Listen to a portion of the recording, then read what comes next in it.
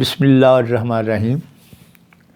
آج کل کے جتنے جو نوجوان ہیں جو ہم قرآن پاک سے اللہ کے دین سے دور ہوتے جا رہے ہیں جو ہو گئے ہیں، تو جب ہم اللہ کے دین سے دور ہو جائیں گے تو ہمیں نہ دنیا کا دین کا کسی کا کوئی ہمیں بھروسہ نہیں ہے۔ یہ جو نوجوان نسل ہے جو آج کل وہ مختلف نشے میں پڑی ہوئی ہے اور دین اسلام نماز سے دور بھاگ رہی ہے، تو یہ بے روی کی بات ہے۔ تو میں آج ایک چھوٹا سا واقعہ بیان کرتا ہوں کہ حضور صلی اللہ علیہ وسلم کے زمانے میں ایک شخص حضرت امامہ بن رضی اللہ تعالیٰ ابو امامہ رضی اللہ تعالیٰ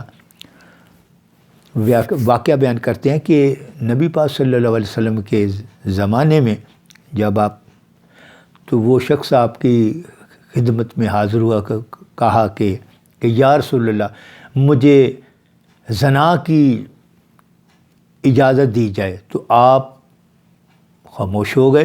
صحابہ کرام غصے سے لال پیلے ہو گئے اور انہوں نے اس کو بہت پریشان، تو آپ نے محبت بھری پیار بھری شفقت سے صحابہ کی طرف دیکھا کہ آپ خاموش ہو جاؤ۔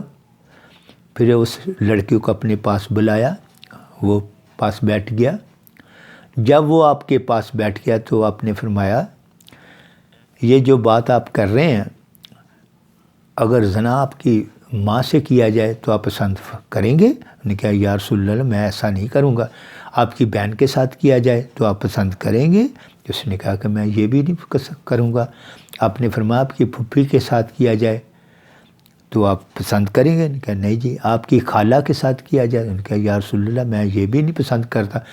تو پھر دوسرے لوگ کیسے پسند کریں گے جب آپ نہیں کرتے؟ تو نبی پاک صلی اللہ علیہ وسلم نے اس نے کہا کہ یا رسول اللہ پھر آپ بتائیں میں کیا کروں، مجھے کوئی سمجھ نہیں آ رہی۔ تو آپ نے اس کو قریب بلایا، پیار محبت سے اس کے سینے پر ہاتھ رکھا اور اللہ سے دعا کی کہ یا اللہ اس کے گناہ معاف کر دے اور اس کا سینہ اور دل صاف کر دے۔ تو وہ یہ بات سن کے وہ اللہ نے اس کے گناہ کو معاف کر دیا اور رحمت العالمین، جو رحمت العالمین یہ کہتے ہی ان کو ہیں جو ہر وقت رحمتیں بانٹتے ہو اور برکتیں بانٹتے ہو، تو یہ ان کی نشانی ہے۔ تو وہ آدمی گناہوں سے پاک ہو گیا۔ تو یہ نوجوان جو نسل ہے وہ اگر وہ اپنے نبی پاک صلی اللہ علیہ وسلم کے احکامات پر عمل کریں گے، اپنے ماں باپ کا کہنا تو آنے والے وقتوں میں یہ سارا وقت ساری دولت یہ سب کچھ انہی کا ہے۔ اگر وہ اپنے دوستوں کو پیچھے لگے ہوئے ہیں، ماں باپ کو چھوڑ کر، بہن بھائیوں کو چھوڑ کر، تو پھر وہ تباہی و بربادی ان کا پیچھا نہیں چھوڑے گی۔ جب ہم کچھ بھی ہیں جیسے بھی ہیں، جب تک ہم قرآن اور اس کے دین جو نبی پاک صلی اللہ علیہ وسلم نے ہمیں عطا کیا ہے تو اس پر عمل پیرا ہوئیں گے۔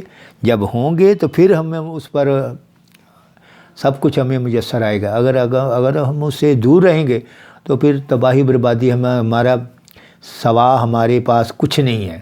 تو میں آپ سے یہی اپیل کرتا ہوں کہ اللہ تعالی ہمیں نیکی کا راستہ دے اور وہ آل محمد کا راستہ دے۔ قرآن اور دین نبی پاک صلی اللہ علیہ وسلم جب دنیا سے جانے لگے تو کہا کہ میں دو چیزیں آپ کے لیے چھوڑ رہا ہوں، ایک قرآن اور ایک اپنی آل۔ تو یہ ہم اپنی سوچنی ہے کہ ہم نے کیا کرنا ہے۔ ہم کرتے ہیں، نہیں کرتے تو پھر آپ کو سوچیں کہ کیوں نہیں کرتے۔ یہ کرنا چاہیے، یہ اللہ کا دین ہے، اللہ کا ایمان ہے۔ اوکے، خدا حافظ۔ اللہ آپ کو خوش رکھے، سلامت رکھے۔ ہم آپ کے لیے دعا گو ہیں۔